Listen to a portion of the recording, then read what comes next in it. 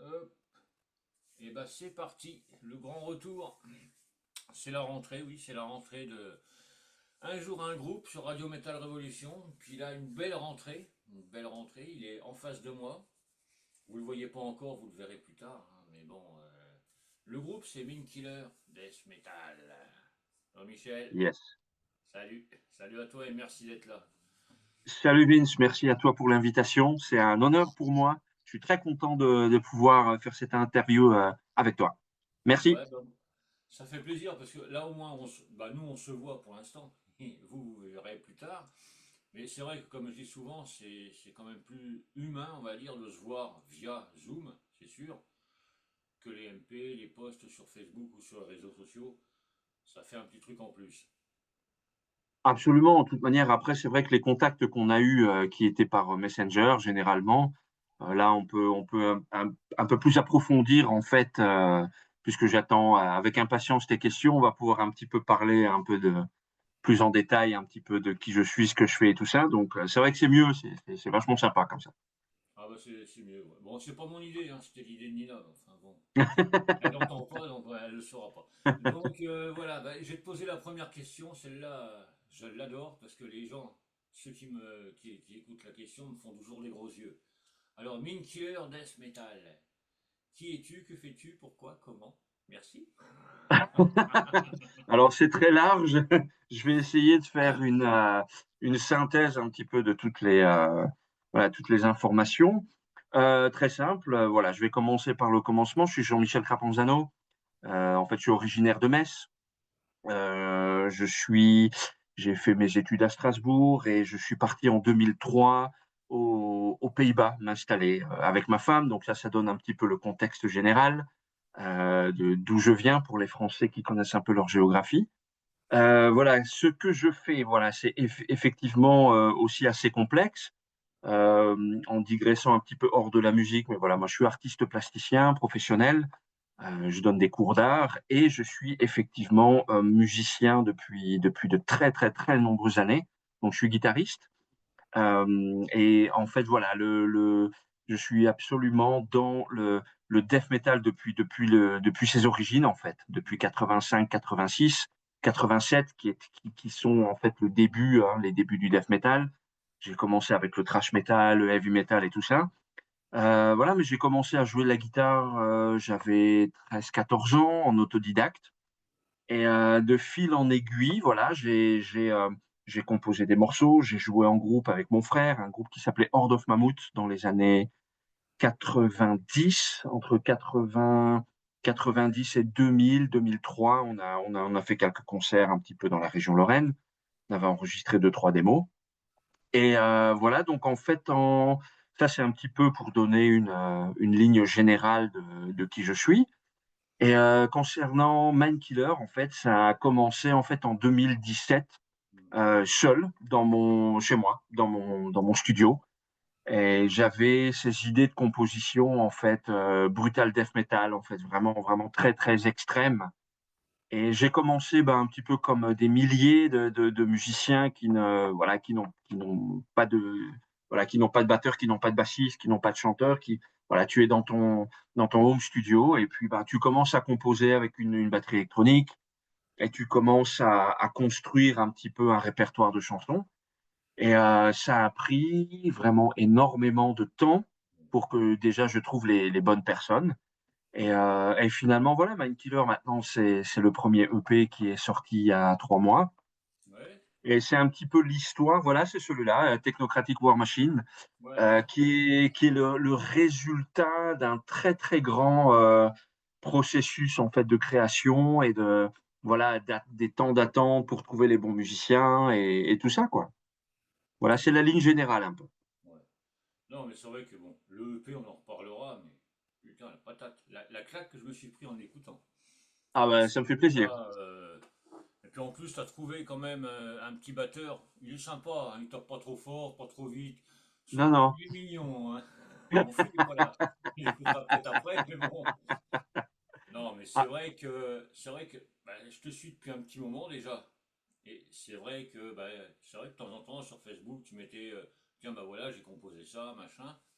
On sentait déjà que ça y allait fort. Et quand tu as commencé à vouloir sortir le EP, en plus, tu es signé sur le label allemand, là. Oui, Fedner, Ouais. Ah, ouais. Et c'est vrai que quand tu l'as sorti, le EP, alors je suis resté sur le cul et je me suis dit, putain, il est arrivé. bah, merci de ta réaction. Déjà, je suis très content que la musique, le pays te plaît, en fait. C'est vrai que j'ai eu des moments où je me suis dit, ah, j'arriverai jamais à le sortir, ce EP là. Mais bon, moi, je lâche pas l'affaire. Je suis pas quelqu'un qui lâche les affaires comme ça. Quand j'ai une idée, je vais jusqu'au bout. Ouais. Euh, j'ai pas eu de moment de doute parce que je savais que ce pays, il fallait qu'il sorte. Donc, quoi qu'il arrive, des gros doutes, j'en ai pas eu. J'ai jamais voulu abandonner. Mais il y a eu des petits moments où il y a un peu des moments de flottement où tu dis, bon, là, il faut que j'enregistre, là, il faut que je trouve quelqu'un. Tu vois, un petit peu, je dis pas un stress, c'est pas un stress, mais un peu le souci de se dire, bon, maintenant, comment je vais finaliser tout ça? Mais finalement, voilà, à force évidemment de continuer, de rester dans cet état d'esprit-là, toujours positif, hein, donc voilà, ça c'est fait. Voilà. Non, puis c'est vrai que bon, pour les compositions, ça c'est toi. Ça, il n'y a pas à tortiller. Mais après, que ce soit le batteur ou le chanteur, ils ont quand même mis un peu le grain de sel dedans en disant on va changer ci, on va changer ça, ou c'était comme ça et pas autrement. Alors ça c'est une grande question, c'est une très bonne question. Quand tu es seul dans ton atelier, dans ton studio, je parle d'atelier parce que je suis artiste professionnel, c'est un Ouais, peu la c'est pareil, déformation. c'est On va dire mélangé. voilà, voilà, quand tu es dans ton studio, en fait, quand tu es seul, alors effectivement, tu as tendance. Moi, je compose tout, la batterie, les rythmes, les riffs, évidemment, les mélodies, les lignes de chant. Tout ça, c'est quelque chose qui vient de façon naturelle et spontanée.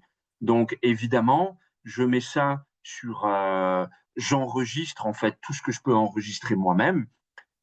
J'écris les paroles, enfin tout ça. Et ensuite, il y a effectivement, donc ça, quand tu fais tout toi-même, a priori, il n'y a aucun problème pour que tu puisses sortir ce que tu veux sans devoir faire de compromis ou sans discuter les compos. Donc ça s'est passé un petit peu comme ça. Moi, j'avais quand même plusieurs compositions qui étaient déjà prêtes.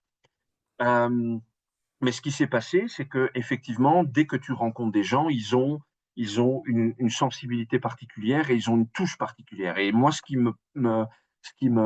en fait, c'était pas une obsession, mais c'était quand même, je souhaitais rencontrer des musiciens qui aient leur touche personnelle, qui est, hein, voilà, parce que je fais en sorte. Alors, je dis pas que The Mind Killer c'est absolument unique, ça, j'ai jamais dit ça, mais il y a une petite touche quand même, je pense, et j'étais en attente de ça.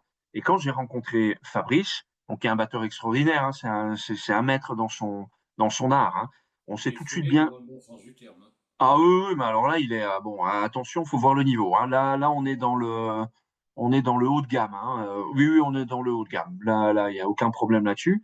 Et on s'est rendu compte qu'on avait les mêmes idées au niveau des placements. Donc, c'est-à-dire là, je rentre un petit peu dans le côté de la composition. Tu peux faire des riffs simples ou des riffs très compliqués, mais ce qu'il y a de plus difficile, c'est d'assembler les riffs, les mélodies avec le rythme et la batterie. Et de trouver quelque chose qui soit, on va dire, un peu particulier. Hein, donc tu places une cymbale légèrement décalée par rapport à ce que normalement un batteur traditionnel ferait, tu vois, ou on va dire une musique moins complexe ferait. Et on s'est rendu compte que moi, la manière que j'ai de composer, qui est assez complexe, ce sont des compositions complexes. Elles sont pas faciles d'accès parce qu'il y a beaucoup de riffs, il y a beaucoup de mouvements, il y a beaucoup de changements, des breaks et tout ça. Et on s'est rendu compte, Fabrice et moi, qu'on avait la même manière de penser la musique. Donc Ouais. ça, c'était jackpot parce que ça se fait pas comme ça. J'avais essayé avec un batteur américain il y a de ça au moins 8 9 ans, ou peut-être plus récemment, je ne sais plus exactement au niveau des dates. Mais en tout cas, il m'avait fait un super truc. Alors là, moi, j'étais aussi évidemment vraiment très content, mais c'était pas pareil. Donc Fabrice, lui, il apporte une touche hein, au niveau des roulements qui me complète en fait. Donc les compos, moi, ça se passe comme ça. Je les conçois de A à Z et on en discute évidemment avec Fabrice et lui va mettre sa touche. À un moment donné, il propose aussi des choses et si on voit que ça marche, eh ben ça marche. Il met sa touche dedans. Hein. Ça, il y a aucun problème. Hein. Donc c'est un petit peu comme ça que ça se passe entre Fabrice et moi, puisque c'est le gros, on va dire, le gros de Mindkiller et le gros d'un groupe, en fait, c'est la musique, effectivement. Ouais. Alors, ce qui veut pas dire que le chant n'est pas important. Alors là, ça, je, on- je l'ai pas dit, je l'ai pas dit. C'est très important le chant, mais ça vient toujours, en tout cas chez moi, après. Une fois que la musique est composée, je compose le chant. Donc, donc voilà. Et donc, il y a eu cette rencontre avec Fabrice. Donc, extraordinaire, il m'a sorti des plans tout à fait incroyables, quoi, Bah, je pense que tu as dû rester sur le cul, justement, toi qui avais tout composé, batterie électronique et tout, quand il t'a montré ce qu'il pouvait faire avec tes morceaux, tu as dû. Pouf. Ah bah c'était magnifié. Je veux dire, moi je compose la base, hein, donc après bon composer programmer une boîte à rythme en mettant des blasts, en mettant des parties purement death metal ou trash ou des trucs comme ça je sais le faire. Et, mais ça reste de la base. Hein. C'est quelque chose tout à fait accessible, on va dire à quelqu'un qui a des connaissances de base au niveau des rythmes et de la batterie et tout ça. Mais effectivement, quand il m'a rendu, quand il m'a proposé en fait toutes les options là, notamment au niveau des roulements, des placements de cymbales, bon, j'ai dit bon là il y a quelque chose qui se passe. Là évidemment ça magnifie en fait voilà ce que j'avais en tête et un petit peu la vision exigeante que j'ai de la musique quoi. Donc c'était la combinaison parfaite. Ouais, non, puis franchement, ça rend vachement bien. Et puis on parlait du chant, et le chanteur, c'est pareil. Je te laisserai dire le nom parce que Alors, le chanteur s'appelle Jure Kotnik. Alors, lui, il vient de Slovénie. Il vient de Slovénie et je l'ai rencontré. Alors là, c'était aussi une rencontre online, évidemment, sur Internet, par Facebook. Il me semble que j'avais mis en fait une sorte d'annonce, hein, comme quoi je cherchais un chanteur. Après avoir composé la musique, voilà, il faut le chant. Ouais, ouais. Euh, il avait répondu et je me suis dit, bon, écoute, il m'a l'air extrêmement motivé. Sa manière de parler aussi, bah, c'est un peu comme Fabrice, hein, on a eu de très, très, très longues discussions sur voilà, comment on va faire, comment on va composer. Donc ce sont des gens impliqués. Donc, l'exigence que j'ai envers moi-même, ils l'ont eu eux aussi envers eux-mêmes. Donc, c'est-à-dire proposer le meilleur de ce qu'ils pouvaient faire. Et je donne des exemples. À un moment donné, c'est pareil pour moi quand je trouve qu'un riff n'est pas. Bon, ça m'arrive, hein, voilà, un riff, tu le fais, tu le crées, puis 2 semaines après, tu dis, bon, c'est bien, mais je peux faire mieux. Ben, Mm. c'était pareil pour eux. C'est bien, là, ce que j'ai fait, mais je vais faire mieux. Et ils reviennent 2 semaines, 3 semaines après avec une autre variation. Puis là, j'ai dit, ouais, ouais, ils ont vraiment bossé, quoi. Donc, Fureux, c'est pareil. Fureux, on a fait un essai de chant. Je lui ai envoyé les paroles, un petit peu le placement vocal. Et il a fait des essais qui sont avérés vachement concluants. Quand j'ai dit, ah ouais, non, là, il y a quelque chose. Là, il y a quelque chose qui se passe. L'alchimie commençait à se faire. Et on a travaillé comme ça, régulièrement. Ça a pris peut-être 2, 3 mois. Je me souviens plus au niveau. C'était un enregistrement un peu chaotique, tu Ouais. sais. Voilà, parce que voilà, moi, j'ai mon métier à côté. Mon métier d'artiste, je donne des cours, j'ai ma famille, j'ai mes enfants. Tu vois, tu fais ça un peu le dimanche après-midi ou voilà, le mercredi matin quand voilà, quand tu as une plage de libre entre des projets qui peuvent attendre un peu plus tard. Donc c'était toujours un petit peu comme ça. Mais on a réussi. On a réussi. Et puis je vois que Yuré aussi, il a aussi proposé beaucoup au niveau des intonations, au niveau du timbre et tout ça. Donc lui, il a fait vraiment aussi un bel effort de participation. Et c'est pour ça, moi, je leur en suis reconnaissant parce que cet EP, il aurait, franchement, sans jeu, bah, ça aurait été un EP de Mindkiller avec de la boîte à rythme Ouais. bien, ça aurait été sympa, mais là, je trouve qu'il y a quand même une touche humaine derrière. Bah, c'est ça, ouais, parce que c'est vrai que quand tu es tout seul, il y a beaucoup de projets solo où bah, les gars, bon, s'ils touchent à tout, ils font tout. basse, batterie, machin et tout. Bon, sinon c'est la batterie électronique. Mais c'est vrai que la touche, la patte du batteur d'un mec, bah, ça donne Il y en a- l'âme au CD, quoi. L'EP, l'album, peu importe. Mais c'est vrai que la première fois que tu avais envoyé un morceau sur Facebook en disant, bah, là le batteur, il s'appelle Fabrice, je me suis dit, tiens, je vais écouter, voir ce que ça donne. Ah putain, quand tu vois les images, tu te dis, mais il a combien de bras, il a combien de jambes, il a combien. Et c'est Ah oui. énorme. Il va à une vitesse, il frappe juste et fort. Ah ouais, ouais.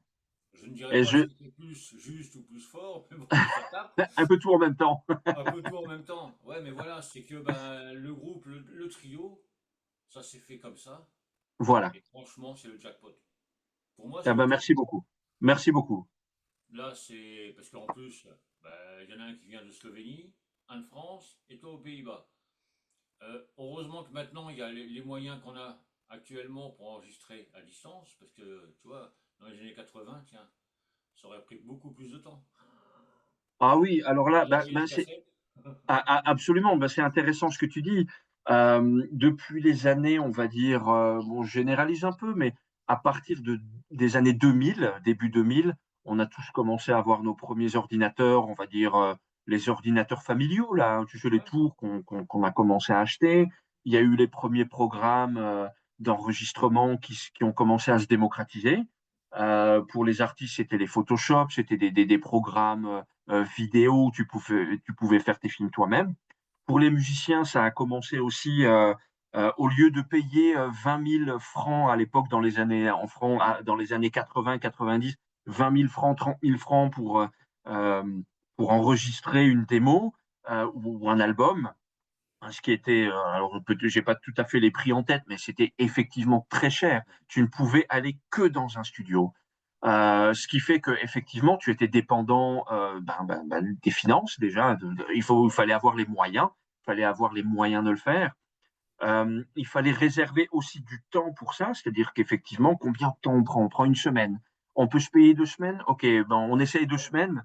Tu vois, c'était aussi au niveau de la logistique une autre manière de faire de la musique. Donc, quand on a commencé à voir tous ces programmes, des gens comme moi qui ont eu du mal à trouver des gens, je pouvais quand même faire des démos. Alors, effectivement, c'est pas la démo, une démo, c'est pas une qualité album. Il faut un producteur pour ça. Après, moi, je laisse aux spécialistes leur spécialité et leurs compétences. Un ingénieur du son, euh, voilà, moi, je ne suis pas ingénieur du son de formation, donc il est évident qu'un ingénieur du son, à un moment donné, il faut toujours les intégrer dans la balance pour avoir une certaine qualité. Mais là encore, en faisant des démos tout à fait correctes, il y a moyen, il y avait des possibilités en fait de faire des démos très correctes, des bases correctes que tu peux apporter dans un studio. Et puis voilà, alors ça permet de réduire les coûts. Quand un groupe de 5 personnes décide de mettre, écoute, on va mettre chacun 1 000 € pour nous payer, voilà, on va faire l'album. Alors 5 000 €, c'est peut-être pas une grosse somme, mais voilà, chacun dit 2 000 €, ils ont 10 000 €. C'est une somme importante. Là, ils peuvent aller dans cette logique-là. Mais pour moi, je suis content d'avoir, parce que c'est vrai que quand je me souviens, je voyais, tu l'as eu aussi, on regardait les albums les LP, en fait, les disques, en fait, les 33 tours de Iron Maiden, Metallica, de Saxon, de peu Ouais, ouais. importe, en fait, Ozzy Osbourne, ensuite on voyait Creator, enfin tout ça. On regardait les noms alors produits par, alors moi j'ai toujours eu quand même beaucoup d'intérêt pour justement la technique et l'enregistrement. Ça, c'est quelque chose que j'ai en moi. Ouais, parce que c'est vrai que, comme tu dis, l'ingé son et tout ça, bah, faut qu'ils se mettent avec le groupe et puis qu'ils sentent la musique. Pas qu'ils disent non, moi je veux faire comme ça, c'est pas grave, ça va pas sonner comme vous voulez, mais c'est moi qui fais comme ça. Faut vraiment une alchimie entre le groupe, le producteur, l'ingé son, une alchimie surtout, quoi. Vous avez trouvé une alchimie entre vous trois, Ouais, ouais. ça, il n'y a pas à chier, enfin pardon, il n'y a pas à chier, c'est comme ça. Mais c'est vrai qu'après, l'ingé son et tout, faut qu'il vraiment, il écoute la musique. Il Ah écoute oui, ce que les musiciens veulent. ouais, Pas dire, absolument. je fais comme ça, point barre. Non, ça c'est clair. Ça c'est clair. Alors, ça, c'est aussi une question intéressante que tu poses, parce il y a deux sortes. on va dire, de musiciens. Alors, je ne veux pas non plus faire une histoire trop simpliste parce que ça serait pas tout à fait dans la réalité, mais en gros, tu peux dire, voilà, il y a des musiciens qui sont, on va dire, un peu dans leur domaine, légèrement obsédés par la technique, par leur matériel, hein. Moi, je fais attention à quel type de cordes j'utilise, les micros, enfin tout ça. Et tu as envie, tu as une certaine idée du son que tu veux. Donc, quand tu vas en studio, tu discutes normalement avec. J'ai fait quelques expériences en studio. Tu discutes à l'heure du son. Alors, moi, j'aimerais bien un tout petit peu plus d'attaque ici, ou alors j'aimerais bien avoir voilà, un ton différent, un tone en anglais. Je ne sais même pas comment on le dit en français. Enfin, bref, un son de guitare. Hein, je fais ça en termes général. Et c'est bien quand tu peux le communiquer à quelqu'un qui comprend ce que tu veux. Tu vois? Ouais. Donc, et puis, il y a peut-être d'autres musiciens pour lesquels c'est un peu moins important. Ça peut arriver. Après, à un moment donné, tu peux te dire, moi, je veux jouer en live, je veux faire quelque chose hein, qui aille dans cette direction, et puis je laisse au producteur le soin de regarder ce qui pourrait être le mieux. Il n'y a aucune manière qui est meilleure que l'autre. Il y a des approches différentes. Il y a des approches différentes. Ouais, après, c'est suivant le groupe ou l'ingé son, enfin, les personnes qui sont autour du groupe. Mais après, oui, c'est vraiment, bah, toi, c'est ton bébé, vu que tu le fais de A à Z. Je pense que pour le son, pour le mixage et tout ça, tu voulais ça, ça, ça et ça. Le producteur, l'ingé son, tout ça, ils ont dit ok, et puis bon, bah, ils se sont mis aussi avec toi, quoi. Vous avez dû parler énormément, en te connaissant un peu, ça a dû y aller. Mais voilà, quoi, ouais, mais Alors, bon, c'est ton pour, pour, bébé, pour- hein. Ah, voilà, absolument. Alors, pour la production, c'est moi qui ai produit le EP, en fait. Je tiens, et ça vient, vraiment la déformation professionnelle de ce que je fais en tant qu'artiste. Je gère de A à Z le processus de production pour mes œuvres artistiques, ce qui veut dire que effectivement, je ne peux pas lâcher un processus aussi important d'un enregistrement à quelqu'un sans apporter quelque chose. Alors, ce que j'ai fait, c'est j'ai produit l'ensemble en fait du EP, des 4 titres, et à la fin, donc c'est vrai que j'ai fait un premier mixage, et j'étais content sans être vraiment, voilà, vraiment satisfait. Et ça, c'est tout simple. Moi, je suis le premier à reconnaître. Je ne suis pas vraiment ingénieur de formation. Donc, je me suis dit, ça, c'est le maximum de ce que je peux faire avec ma petite expérience. Voilà, voilà. C'est le maximum de ce que je peux faire, mais je voudrais mieux. Donc, j'ai fait appel à un ingénieur du son, en fait, qui vient aussi de Slovénie, des studios Vargat, en fait. Et on va dire, il m'a boosté, il m'a remis voilà, une dose de production professionnelle par-dessus. Voilà. Donc, il a amélioré ce que j'avais produit euh, de façon, on va dire, globale et basique. Ouais, c'est déjà, ouais. Il a pas refait tout le boulot, bon, comme Non, tu dis, il a amélioré. Bah, le voilà, il a résultat est amélioré le là, truc et voilà. si ça cartonne vraiment énormément, cette EP. Euh, Toutes les critiques qu'il y a eu, j'en ai pas vu de mauvaise. Aucune. À moins que j'ai mal lu, mais j'en ai pas vu de mauvaise. Franchement, ça a dû faire un énorme plaisir. Tu dis, allez hop, je sors un EP, en plus sur le label allemand, là, qui, qui sort des trucs quand même pas mal. Premier EP, poum, ça cartonne, que des éloges. À quand la suite? Bon, alors, je dois avouer que j'ai été le premier surpris d'avoir autant de réactions positives comme ça. J'ai lu les interviews que j'ai faites ou des chroniques, en fait, du EP. Je n'en revenais pas de, de, de- de l'enthousiasme des journalistes, des gens qui écrivent. Je dois avouer que j'étais vraiment très surpris. Alors après, je m'attendais à des réactions, j'imagine. Comme toujours, tu espères que ce soit positif. Hein, tu fais pas de la musique pour qu'on t'envoie Ouais. des tomates pourries. Hein, ça. Non, mais là, c'est vrai que c'est plus que positif, quoi. Bah, apparemment, oui. Donc apparemment, la musique de Mindkiller, elle touche les gens au plus profond. Et j'ai vraiment eu ce que j'ai posté en ligne. Il y a beaucoup de gens qui sont allés très loin dans les analyses. Je me dis, mais ils ont parfaitement compris les intentions qu'il y avait derrière. Alors, moi, ça m'a fait plaisir. Évidemment, Je peux pas dire que ça me touche pas. C'est évidemment, ça me fait très plaisir parce que c'est le but, hein, créer une connexion. La musique, c'est de la connexion. La Ouais. musique, et tu sais très bien, tu le sais toi-même, hein, on a commencé dans les années, en tout cas pour moi, dans les années fin 70, début 80. Moi, j'étais un gamin. Moi, j'ai commencé 6, 7, 8, 9 ans à commencer avec les tout premiers groupes, hein. Ouais. Euh, les Judas Priest, les Scorpions, les Iron Maiden qui sont venus dans les années 80, Dio, Saxon, tous les Ouais, trucs c'est là. ça, ouais, Voilà, voilà, moi, j'ai commencé, j'étais un petit rat, hein, donc disons que je sais même plus ce que je voulais dire là. je, je suis revenu vers là, mais on est, pardon, je me laisse Non, mais aller. c'est vrai que pour en revenir au EP, ouais, tous les éloges qu'il y a eu, c'est plus que mérité. Moi, c'est vrai que quand je l'ai eu, comme je te dis au tout début, quand je suis resté sur le cul, je me suis pris une claque. Quand je l'ai réécouté, je me suis pris le retour. Non, Mais, bah, mais j'aime ça, j'aime ça. Quand c'est bon comme ça, j'aime bien. super. Je suis un peu maso sur les morts, moi, tu sais.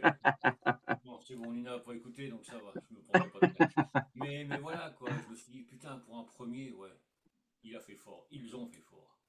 Bah, merci beaucoup pour ce compliment.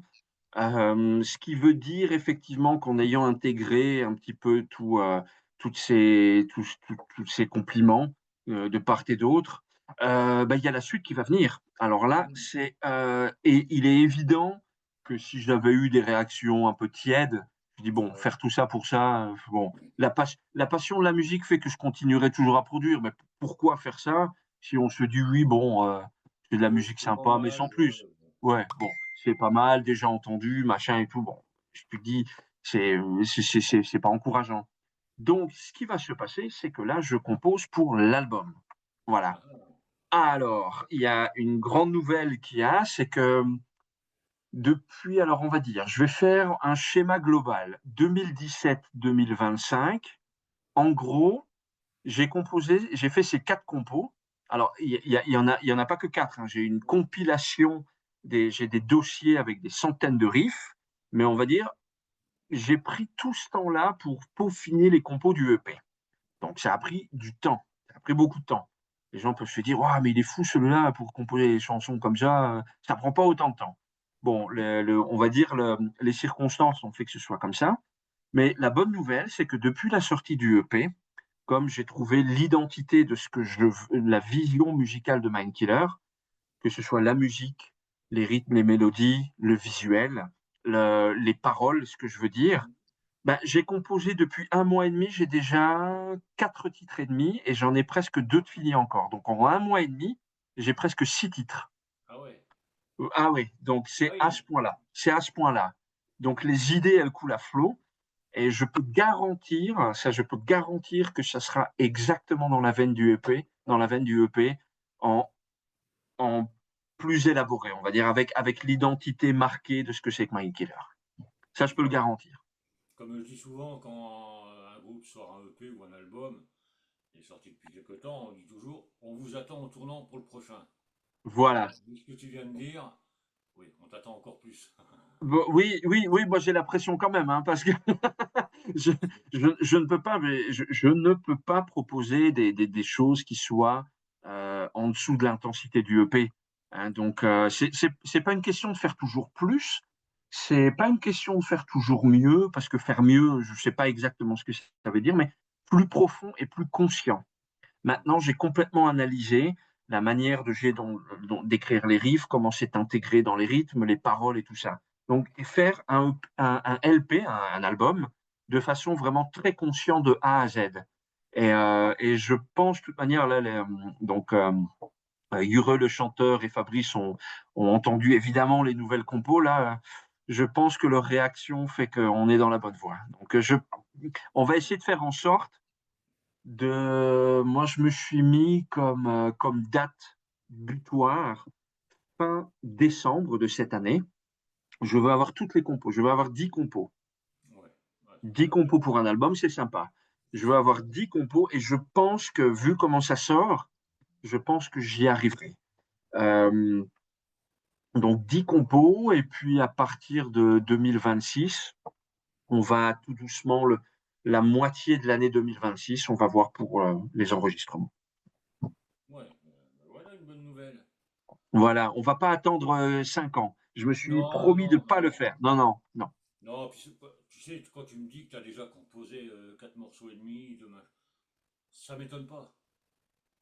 Ça m'étonne pas, parce que même avant le EP, quand tu envoyais des trucs sur Facebook, sur le réseau et tout, ça y allait, quoi. T'es un grand passionné, donc bah, ça doit Voilà. fuser. Je pense que même en dormant, tu dois dire, hein, tu dois rêver, tiens, tel riff, tel riff, tel riff. Oui, c'est un peu Bon. ça. Bah, tu sais, moi, vive la technologie, mais des fois, ça m'arrive.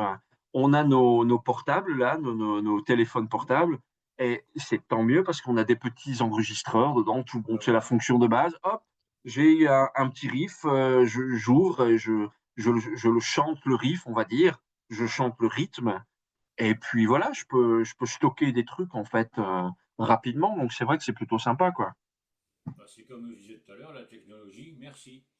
Parce qu'à l'époque, Absolument. tu n'aurais pas pu le faire, tu aurais rêvé, mais bon, tu n'aurais pas pu. Ou alors, bah Après, non, tu il n'y avait pas l'oublies. de portable.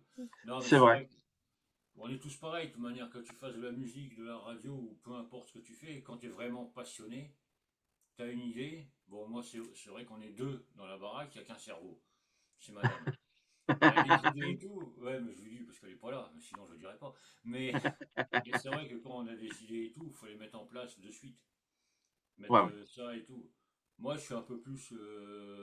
Bah, tu vois, pour l'émission Metal on Metal qui va revenir mardi, j'y ai pensé, je voulais la refaire, tout. Ok. Bon, Eric de Radio Heavy Metal m'a mis un petit coup de pied au cul en façon de parler. Quand est-ce que tu veux la faire? Quand est-ce que ça sort? Mais voilà, il y a toujours des trucs, toi t'enregistres. Moi, c'est vrai que bah, avec le téléphone, pareil. J'ai une idée, hop, je l'écris quelque part, et puis comme ça, c'est stocké. Tu peux le ressortir. Mais c'est vrai que là, avec le groupe, c'est l'idéal. Tu as une idée, Fabrice a une idée, le chanteur, je n'arriverai pas avec son nom, désolé, a une idée, il le note, vous pouvez vous envoyer ça, et ça part de suite, quoi. Ah oui, ah oui, oui, ça, c'est le grand avantage maintenant de cette technologie, hein. On peut vraiment, vraiment fonctionner comme ça. Il me semble, comme je lis beaucoup la presse métal, de toutes sortes d'articles, hein, sur telle ou telle plateforme, il y a même un très, très, très grand groupe. Je ne suis pas particulièrement fan, mais je suis tombé sur l'interview. C'était Def Leppard, en fait. Def Leppard, ce groupe de hard rock des années 80, ils ont sorti des morceaux avant le trash et tout ça qui étaient tout à fait corrects et tout. Et sans que je sois un grand fan, mais un des guitaristes dit bah, non, on fait plus que comme ça. On s'envoie des fichiers. On va pas passer 3 ans en studio à essayer des trucs. On fait tout à la maison, on s'envoie et puis on fait un assemblage. Donc, je pense que même les très très grands groupes, on va dire les institutions, je pense que certains fonctionnent comme ça maintenant, hein. On Ouais, mais voit, beaucoup plus simple. ah ben c'est beaucoup plus simple. Il me semble que j'avais vu le guitariste de Decapitated, en fait, qui était. On voyait une photo de lui dans un bus, ils étaient en tournée, et il me semble, c'était lui, on voit son laptop, son ordinateur portable, et il avait sa guitare, il enregistrait voilà, sur des nouvelles idées sur son petit ordinateur. Donc tout ça, c'est absolument génial, hein. Je crois qu'il faut en profiter. Et ça Ouais. permet aussi d'aller plus vite. Et moi, j'adore, en fait. Bah franchement, ouais, c'est vrai qu'on peut dire, on peut critiquer la technologie, les réseaux, les machins, les bidules, mais c'est vrai que ça donne un nouveau souffle, quoi, pour la musique. Ouais, Je parle du ouais. métal, je parle pas du reste, hein. Il n'y a qu'une musique, c'est le métal. Donc, ouais, je suis très, très fermé, comme je t'ai dit tout à l'heure. Non, mais voilà, c'est énorme, c'est un énorme avantage. Bon, le problème de tout ce qui se passe en ce moment, c'est les réseaux. Il Ouais, faut donner à manger, à manger, à manger pour pas se faire oublier. ouais. Et c'est vrai C'est que c'est vrai. un très, très gros boulot, quoi. C'est énorme. C'est énorme parce qu'effectivement, tu dois publier régulièrement, tu dois mettre des photos, et les photos, tu les fais pas non plus comme ça. Non. Pour les musiciens, alors effectivement, quand tu as un groupe avec 4 ou 5 musiciens, il est, je pense, à mon sens, surtout les groupes qui aspirent à être professionnels et ou semi-professionnels, euh, on va dire, il y a la possibilité de déléguer, hein. C'est quand tu es voilà, quand tu es dans cet état d'esprit-là, il y a toujours une personne qui s'occupe des photos, il y a toujours une Mhm. personne qui s'occupe éventuellement du montage, des petits clips, des trucs comme ça, parce que ça prend un temps fou, hein. C'est une folie, hein. Tu veux faire ne serait-ce qu'une petite annonce. Moi, je peux prendre mon téléphone portable, faire une petite annonce. Ouais, salut les gars, voilà, j'ai trouvé un nouveau riff. Moi, je pourrais en faire en fait régulièrement. C'est ce que je fais pour ma pratique artistique, puisque voilà, c'est vraiment ce côté professionnel. Alors, je le fais régulièrement, mais pour Mindkiller, c'est pas facile. C'est pas facile. Mais c'est vrai que bon, maintenant que bon, il y a le label, ça aide aussi beaucoup. Oui, Parce que bon, bah, ça fait déjà ça en moins à faire. Parce que c'est vrai que il y a ton taf, la vie de famille, le groupe. Si après il faut s'occuper de faire le label en même temps, les sorties, les promos et tout, t'as pas assez de la journée et de la nuit, quoi. Donc tu dors plus ouais, beaucoup. voilà. Ah bah oui. Le label, il a fait un très gros travail, ce qui était tout à fait extraordinaire parce que ça s'est passé comme ça. J'aurais dû être sur un autre label, mais ça s'est pas fait. Et en fait, par l'intermédiaire de Chris Remy, en fait, de Forez, le groupe de death Hein. metal, en fait, Ouais. de Metz, hein, ils habitent à côté de Metz. Il m'a dit, ah, écoute, tiens, ça c'est le nom de Alex et tout, du label, envoie-lui et peut-être que ça lui plaira. Alors je lui envoie les titres et il me répond le lendemain, il dit, écoute, euh, on va faire le EP. Alors il m'a tout de suite répondu, alors, j'ai dit, ok. Et on a communiqué en fait après tous les jours pour mettre en place un plan d'action. Tu sais, tu envoies les fichiers, tu fais le design graphique, en fait, de la pochette, tout ça. 2 semaines après, c'était terminé. On avait tout envoyé à l'entreprise qui fait littéralement le CD physique. Donc ça a pris en fait, allez, je mets une semaine en plus, on va dire 3 semaines seulement pour finaliser le fait que ce EP, il est physique maintenant. Donc c'est ce Ouais, c'est qui est bien tout ça à quand fait même. extraordinaire. Chris, il ne fait pas que chanter et jouer de la guitare, il a des idées quand même.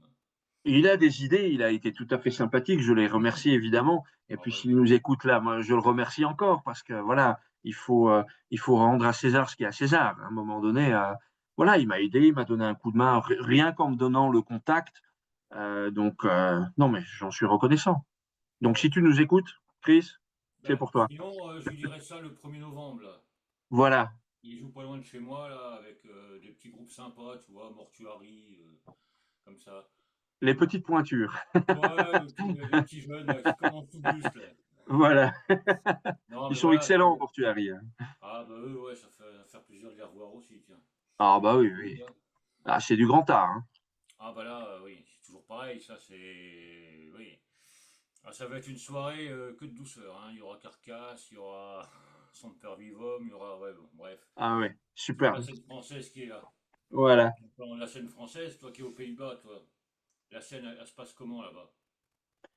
Alors, il y a une scène, moi je suis, comment dire, euh, je connais évidemment toute la scène néerlandaise qu'on connaît tous des années mi-80, on va dire début 90, euh, entre Pestilence, entre Gorefest, entre Sinister, il y avait Thanatos à l'époque.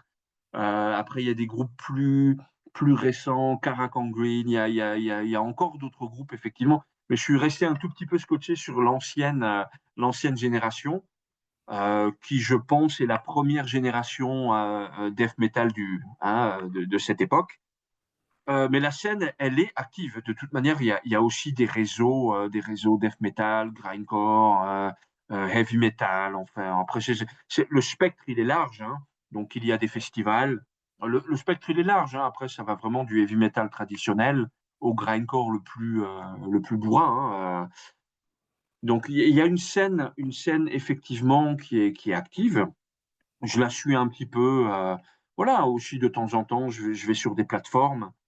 Là, je suis en contact, je discute régulièrement ces derniers temps avec le chanteur de Sinister et tout, donc c'est sympa, il est très sympa, on a un petit contact. Voilà, Ouais, il a entendu parler de moi par les réseaux, et puis voilà, de but en blanc, un petit peu comme ça, on est rentré en contact.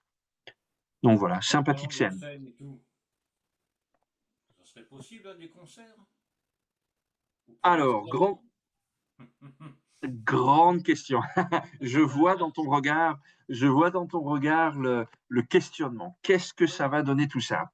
Alors, la grande difficulté de rendre Mindkiller un groupe physique, un groupe vraiment réel voilà, qui joue sur scène, euh, c'est le fait d'habiter déjà aussi loin. C'est déjà ça. Alors, les Pays-Bas, là où j'habite pas très loin de Maastricht. Je sais pas si tu vois un peu où c'est. Liège, on est à peu près à 40 minutes de Liège.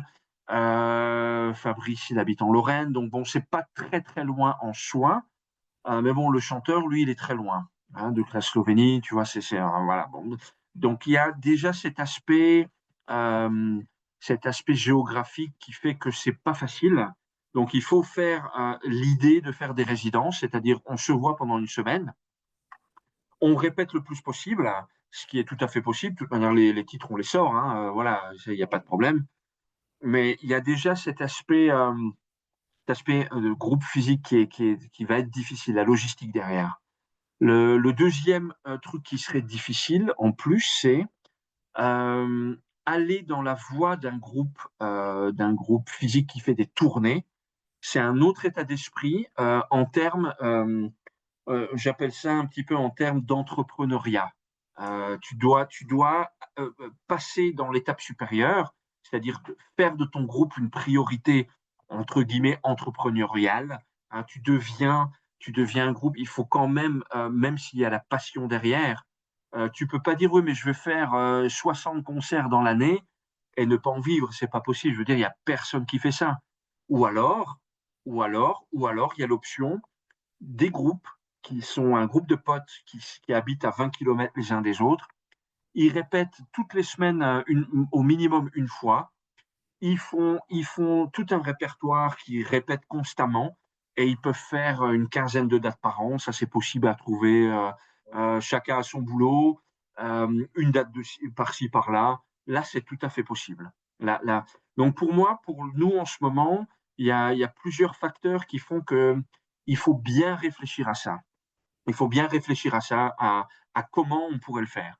Mais moi, l'idée, en fait, elle est ouverte, hein. Il faut voir avec Fabrice et Yuri un petit peu ce qu'il est possible de faire. Mais dans l'idée, c'est vrai que moi, j'aimerais bien faire des concerts. Ça, c'est sûr et certain. Ouais, parce que là, ça risque d'envoyer du bois, là. Là, Ça risque d'envoyer. Là, je pense aussi, ouais. là, cassage de nuque, garanti. Ça, c'est sûr et certain. Ah bah là, ouais, moi le premier. Mais bon, après, j'ai 3 jours pour m'en remettre. Mais ça, c'est pas grave. Ça, c'est l'âge, hein. Au bout d'un Ça, c'est- moment. Non, mais voilà, quoi. C'est que des bonnes nouvelles, tout ça. Parce que c'est vrai que, bon, maintenant, on sait, pour l'album, allez, pour 2026, on va pas attendre trop longtemps. Voilà. Le EP qui est sorti, qui cartonne de tous les côtés. Et bon, pour l'instant, je sais pas quand, mais pareil, ça va être dans l'émission Metal on Metal. J'en mettrai, ça, il n'y a pas de problème. Pour l'instant, je réfléchis un peu à tout ce que je peux faire après la première, parce que bon, c'est du boulot aussi pour essayer de caser tous les groupes. Je peux les caser en même temps, Absolument. mais ça va faire le foot, le bordel, c'est pas la peine. Mais c'est vrai que tout ça, moi, bah, ça donne envie d'attendre la suite, parce que bah, franchement, ce que vous avez fait pour le EP, je veux dire l'album, oui, c'est le mini-album, on va dire. Maxi EP, mini-album, comme vous voulez. Mais ça donne franchement envie de voir la suite, parce que on sent que tu es passionné de toute manière, ça on le sait depuis un moment. Absolument. Parce que bon, quand tu me disais, on voit dans tes yeux la question, moi je vois ton sourire et tout, quand t'en parles de la musique, t'as la banane, quoi. Ça, tu vois, c'est ça qui est bien avec Zoom, on peut voir nos gueules. Donc, je sais Absolument. pas. Absolument. Ah, Mais mais c'est vrai, c'est le genre de truc qui est super, quoi. Parce que, bah, voilà, t'as mis du temps. T'as mis du temps pour faire le EP, pour trouver les bonnes personnes. Maintenant, vous êtes à trois. Vous formez un trio, mais avec une alchimie monstre. Ça se ressent sur le EP, ça va se ressentir sur l'album.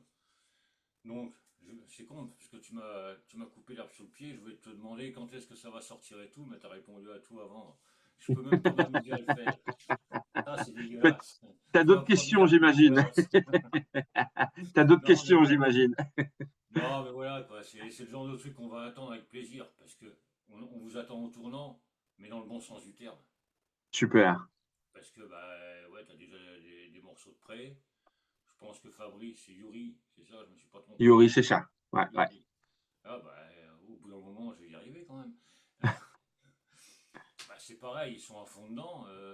Quand je vois Fabrice avec tous les morceaux qu'il fait, qu'il sort et tout, ça va tourner comme un CD, on va dire. Mais ça va aller assez vite. L'enregistrement et tout ça, ça va aller assez vite.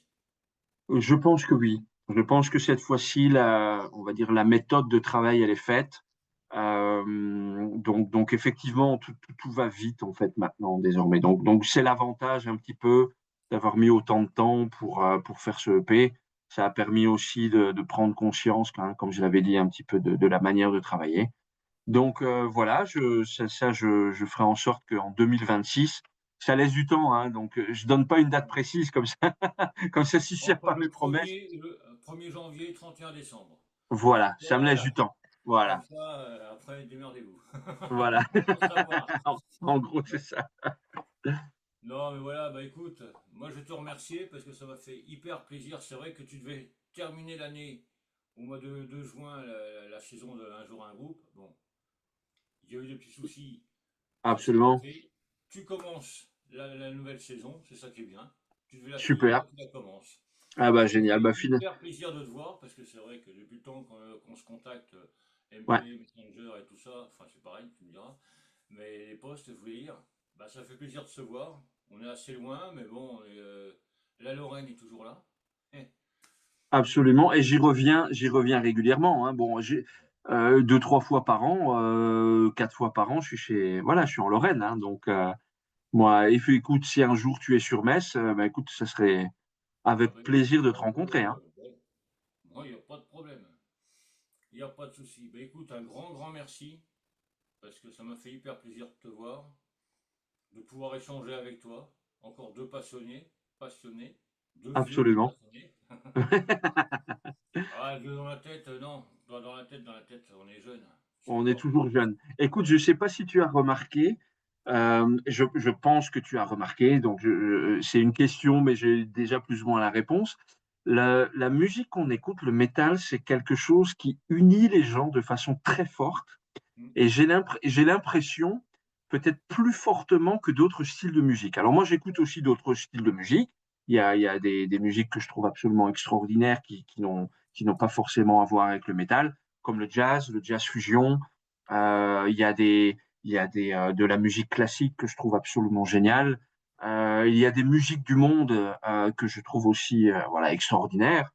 Bon, ça n'a rien à voir avec Killer, mais voilà. Mais je trouve que dans le monde du métal, on a une manière voilà, d'apprécier les groupes parce que voilà, tel ou tel musicien a telle ou telle touche. Il y a un rapport comme ça au, ouais, je sais pas, aux personnes qui moi, je trouve ça en fait assez intéressant. Et c'est pour ça que La réflexion que tu fais, on le fait souvent avec Nina, c'est que bon, son fils n'écoute pas de métal. ouais, Je sais pas comment elle l'a éduqué, mais, mais on lui dit, tu vois, la musique que tu écoutes, c'est du rap. Personne n'est parfait, mais oui, mon Dieu. Mais voilà, bon, dans le métal, c'est vrai que bah, tu vas dans un concert, même si tu y vas tout seul, tu connais personne. Tu y vas, tu repars, tu dis bon, tu dis au revoir à tout le monde. en gros, c'est ça. Moi, j'ai connu ça, comment ça fait 8, 9, ouais, ça fait 10 ans que je suis arrivé en Lorraine. Ouais, ouais. Et la première fois que j'ai fait un concert, c'est chez Paulette. Je suis arrivé, je connaissais personne. Je suis reparti, j'ai dit au revoir à tout le monde. Bon, ben voilà, il y a une cohésion, quoi. Tu Il y a vois, une cohésion absolument. Et si on a encore un peu le temps, je voudrais bien raconter une anecdote qui m'était arrivée. Alors là, il faut remonter à loin. C'était les années 94, 80, oui, c'est ça, 94, 95. Donc à l'époque, je devais avoir 16, 17, 18 ans, je ne sais plus bien, enfin bref. Et en fait, avec un copain, donc il nous avait emmenés en voiture, il était plus âgé. Et il a dit, voilà, on va à Karlsruhe, on va voir Cannibal Corpse. c'était Cannibal Corpse sur la tournée, je pense, il me semble, c'était Butcher Not Burst, le deuxième album. Faudrait que je regarde exactement les dates. Et il y avait Sinister qui jouait, en fait.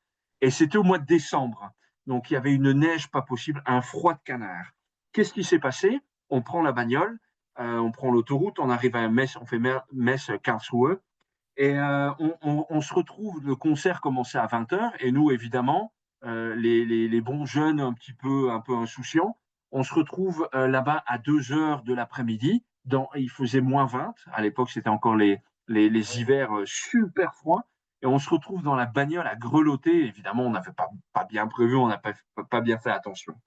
Et qui est-ce qu'on voit sortir de la salle de concert? On voit Alex Webster, donc le bassiste de Cannibal Corpse. Et il voit évidemment, alors il allait dans leur tourbus là et tout ça, et il voit évidemment une bagnole avec quatre, et on était trois ou quatre, je me souviens plus, on était quatre, voilà c'est ça. Et il vient vers nous et il toque évidemment, on ouvre la porte et il nous dit évidemment en anglais, allez venez à l'intérieur, vous n'allez pas rester ici, il fait froid, rentrez, rentrez. Je dis bon putain, on se dit wow, le bassiste de Cannibal Corpse quand même, il vient, il nous invite et tout. Le batteur, il vient, Paul, il vient. Il nous dit, ah, mais les gars, alors nous, on baragouinait un petit peu de l'anglais, tu vois. Moi, à l'époque, j'étais pas très fort. Je comprenais, hein, mais c'était un petit peu difficile de communiquer. On se retrouve dans les loges de Cannibal Corpse avec Sinister et tous les gens-là. On a eu à manger, on a eu à boire, on a assisté au soundcheck et tout. Ils n'étaient pas obligés de le faire. Je veux dire, c'était tout. Ils n'étaient pas obligés de le faire. Je veux dire, ils nous ont vus de loin. Moi, j'ai beaucoup apprécié ça, tu vois, parce qu'à l'époque, c'était quand même, c'était vraiment, à l'époque, Cannibal Corpse devenait, avec tous les groupes de death metal, vraiment des institutions. Alors, à partir du deuxième, c'était encore un peu, ils étaient encore dans la montée, en fait, mais ils n'étaient pas obligés de le faire. Et c'est ça que j'aime bien, l'accessibilité, en fait, oui, des métalleux en général. Alors, c'est vrai que j'aime pas généraliser, mais n'empêche que ça se vérifie souvent. Comme tu dis, tu vas dans un concert, tu connais personne, tu t'en vas, tu serres les mains à tout le monde. Donc Ouais, voilà. ça c'est sympa. Et les gars, parce que bon, moi j'ai des enfants qui écoutent aussi du métal, donc je les ai un petit peu formés à ça. Je les ai ramenés à un concert de Massisteria. Qu'on aime ou qu'on n'aime pas, c'est un excellent groupe. Et pour eux, bon, je vais pas le. C'est une musique accessible pour eux. À l'époque, ils étaient assez petits. On va pas commencer avec Cannibal Corpse Non, quand t'as 5 ou 6 ans, tu vois. Voilà, faut quand même faire attention. Hein, Donc voilà, je les emmène voir Massisteria. Et à la fin du concert, ils sont venus, ils signent les t-shirts. Tu vois, ils sont très ouais, accessibles. Tu ouais. peux leur poser des questions, ils prennent des photos et tout. C'est vachement bien ça. Moi j'apprécie cette, euh, cet état d'esprit. Et il y a des groupes français comme ça que je connais très bien. Ils sont dans cet état d'esprit-là aussi. Hein. Inhumate, que tu connais sûrement. Inhumate, je dis ça parce que évidemment le chanteur Christophe c'est un de mes meilleurs potes, donc évidemment je le connais très bien. Mais l'accessibilité qu'ils ont, il n'y a pas de, voilà, il n'y a pas de, il y a pas de, il y a pas de prise de tête, il n'y a pas de prétention. On n'est pas là pour montrer qu'on est les meilleurs et tout ça. Les gars de Blockheads aussi sont super accessibles, tu vois. Donc, c'est cet état d'esprit-là que j'aime bien, effectivement. Ouais, c'est ça, ouais. Mais moi, je l'ai vu aussi au mois de juin à Nancy. Il y avait le Heavy Weekend, là, sur Ouais, 3 jours. On a vu le groupe allemand Vandenplast. Et puis le lendemain, bon, on regardait comme ça, on était encore là, le dimanche, tout. Il y en a qui me regardent, il regarde derrière. Il y avait le chanteur qui était dans le public à écouter, pareil. On a fait le selfie, on a déconné. Mais c'est pas parce qu'il est dans un groupe, ce chanteur, qui est passé sur ce fest-là, que le mec va se la péter. Non, c'est un mec comme tout le monde. Moi, ben, ouais, voilà, c'est ça. Et c'est ça, cette connexion que tu peux avoir. Moi, j'apprécie ça vraiment. Hein. Je suis allé, le dernier festival que j'ai été voir, là, c'est le South of Heaven Festival à Maastricht. Il y avait Carcass, il y avait qui? Oh, il y avait pas de groupe, il y avait Meshuggah, évidemment, Meshuggah. Il y avait Carcass, il y avait Silosis, il y avait enfin des tas de groupes. ouais. Et pareil, moi j'y suis allé seul. J'y suis allé seul. Bah oui, mais tu fais des contacts, tu serres des mains, tu discutes un peu. Et c'est vraiment sympa. Moi j'aime bien ces ambiances-là. Non, mais moi, je suis comme ça, moi. Même au Moselle Open Air, quand on y a été, tu tu t'arrêtes toutes les 5 minutes pour serrer la main, pour dire bonjour, machin. Moi qui ai une grande gueule, qui ai peur de rien, je fonce dans le tas, je m'en Et c'est fous. bon, quoi. Ouais, ouais. Donc voilà quoi, puis tu crées des contacts et puis après bah, c'est d'autres concerts, tu vois les mêmes personnes et puis voilà, ça fait c'est un joli réseau quoi, tout ça c'est super cool quoi. On en parle Ouais, souvent au absolument. métal, c'est vrai que Ouais. le métal permet tout ça quoi. Parce que c'est vrai que c'est une musique à part, on est des gros bœufs en écoutant ou en faisant de la musique, mais on est des gros nounours. Oui, en gros, c'est ça. Oui, oui, je pense qu'il y a de ça aussi. Alors, après, indépendamment des cas personnels, hein, c'est un milieu où il y a aussi des, voilà, il peut y avoir des, voilà, des gens peu recommandables. Mais en gros, c'est ça. Je veux dire, dans l'esprit général, je suis d'accord avec ça, quoi. Moi, je n'ai aucune velléité d'agression autre que la Ouais. musique. Et voilà. Et puis la musique, cela dit, je vais te dire, il y a une forme, il y a une puissance intrinsèque à la musique, mais ça peut être aussi de la musique très subtile et très fine. Je veux Ah dire, il oui, n'y a pas que du bourrin. Il n'y a pas ah que non. du bourrin. Quand tu écoutes un nécrophagiste, il y Mm. a d'énormes mélodies, il y a un talent, je veux dire, même là, on va dire, une manière de composer plus classiquement, je veux dire, issu de la musique classique au niveau des gammes et tout ça. Tu dis, bon, attends, les gars, là, on n'est pas dans le bourrin pur et dur. Hein, Ouais, ouais, c'est il peut y avoir, voilà, il y a des tas de groupes qui jouent sur, quand tu écoutes Artwork de Carcass, mm. c'est bourré de solos, de passages mélodiques, d'arrangements subtils, de breaks, tu vois. Donc on n'est pas dans le bourrin pur et dur. Et Ah non, il y a non, mais des, c'est mais vrai que tu vois, quand tu écoutes ceux qui n'écoutent, enfin, oui, quand t'écoutes ceux qui n'écoutent pas le métal, ouais, vous êtes que des bourrins. Oui. c'est faux. Écoutez bien. Quand Puis ta tu écoutes, mélodie. Alors quand tu écoutes la absolument. mélodie, t'as des mecs qui rigolent. Puis ils écoutent un morceau, tu leur fais écouter, peu importe le groupe. Ah ouais, quand même. Bon, après ça passe ou ça passe pas. Ah bah ouais, ouais. Bah, tu regardes le Voilà. premier album de Coroner, hein, Coroner, groupe suisse. Non, mais attends, je vais te dire, les deux premiers albums, c'est bourré de références à la musique classique. C'est un niveau, voilà, je ne peux même pas rivaliser avec ces musiciens-là qui sont extraordinaires. Donc là, on n'est plus seulement dans le bourrinage, parce que bon, et ça envoie, mais on est aussi dans, voilà, le talent, les choses, voilà, les arrangements subtils avec cette intensité, voilà, du death metal, du thrash, voilà. Après, il y a de l'intensité derrière, mais ça, c'est le Ouais. style qui veut ça. Donc après, c'est vrai que pour les gens qui ne sont pas dedans, ça leur fait, voilà, ça leur fait peur. Eux, ils entendent un bruit de fond, euh, une espèce de bulldozer comme ça. Bon, je veux bien croire, mais après, il faut s'entraîner l'oreille, hein. Évidemment que Faut être curieux.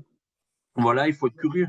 Et puis, il faut commencer avec le commencement. Je vais dire, tu commences avec les groupes des années 70, tu vas vers les années 80, 90, tu y vas graduellement, tu comprends après les liens, tu dis, ah ouais, ouais, lui, ce qu'il faisait dans les années 70, on le retrouve dans les années 80 dans le thrash, par exemple. Hein, Mm. il y a plein d'exemples où les thrash Ben, quand tu métalleux vois des. les jeunes groupes qui arrivent maintenant, t'en as beaucoup qui reprennent du son, qui veulent avoir le son des années 80. Ah bah oui, ah bah Parce oui. que ça c'est autre chose. C'est, ouais, il y a tellement de trucs, bon, on pourrait en parler des heures aussi. Bah ouais, ouais, on peut pas le reprocher. Tu sais, les gamins de 20 ans qui font des groupes, ils ont eu accès à la musique. Le plus vieux, pour eux, souvent, c'est Slipknot, tu vois, et avant, c'est un flou artistique. On peut pas le reprocher, je veux dire, il faut que je... Voilà, là, on a tous été jeunes, on écoutait les nouveautés, et puis ce qui s'est passé avant, bon, c'était peut-être pour nous un peu plus graduel. Bon, après, tu découvres avec la suite. Donc moi, quand je vois des jeunes qui me disent ah, j'écoute Slipknot et tout ça. Je dis ah, super, excellent et tout. Est-ce que tu connais tel ou tel groupe des années-là? Moi, je suis pas là pour les juger. Il faut Non, pas juger les ouais. gens. Il faut pas juger les jeunes comme ça. Mais je leur dis ah, tiens, écoute ça, regarde le style là. C'est dans les années 80, 90. Et puis c'est comme ça que tu échanges. Ah ouais, c'est vachement bien ça. Et puis c'est comme ça que tu peux amener les personnes à prendre conscience que ben, c'est un style musical riche qui vient déjà pas qui est pas nouveau, qui a une Ouais. longue histoire et dont quand les musiciens savent aussi que on pioche on pioche aussi dans la musique classique, dans certaines techniques, dans certains, tu sais, le Ah oui, staccato, les triolets, qu'on fait régulièrement dans le death metal, dans le heavy metal, dans le thrash. Bon, mais c'est pas nouveau, hein, ça date déjà d'il y a 200 ans, hein. non, non, c'est pour ça que bon, la musique, ça fait parler, ça fait la nôtre, ça fait encore plus parler, mais il y a tellement de choses que je crois qu'on pourrait en parler des heures et des heures qu'on en aurait pour le bout. Absolument. Mais bon, bon, bah, toute chose a une fin. Moi, je te remercie encore, Jean-Mi, parce que bah, ça m'a fait hyper plaisir. On a appris beaucoup de choses. On sait que maintenant, bah, il y a l'album qui est en route. Je te remercie infiniment pour cette interview. Tout le plaisir a été pour moi. Donc, merci pour le soutien parce que tu as été un des premiers à soutenir Mindkiller. Je me souviens que ça fait au moins 3 4 ans que voilà, tu repostes. Tu as passé les toutes premières démos de Mindkiller il y a au moins 2 3 ans, quelque chose comme Ouais. ça. Donc, ça me fait énormément plaisir. Tu étais vraiment le soutien voilà, de la première heure. Donc, Bah, merci écoute, je vais infiniment. faire comme je peux. C'est vrai qu'il y a des fois, je sais plus où j'ai connu les groupes et tout, parce que j'en connais tellement qu'au bout d'un moment, tu sais plus. Il y en a Absolument. certains, par contre, ouais, je sais que j'étais là au début, d'autres, je savais plus. Mais voilà, c'est, bah, quand t'es passionné, t'es à fond, quoi. Voilà. Bah écoute, merci pour ta passion, merci pour tout. On reste en contact évidemment et voilà, je posterai régulièrement par rapport à l'avancée de l'album. Et voilà. Bah, écoute, avec un grand plaisir. À très Merci à bientôt. toi, et puis bah écoute, bonne continuation, hein, bonne écriture, bonne composition pour la suite. Merci beaucoup. Ça va aller vite et je fais de mon mieux pour que vous puissiez avoir du bruit dans les cages à miel. Ah bah ça fait plaisir ça. Allez, À bientôt. merci, ciao Salut Vince. ciao. À bientôt. Salut.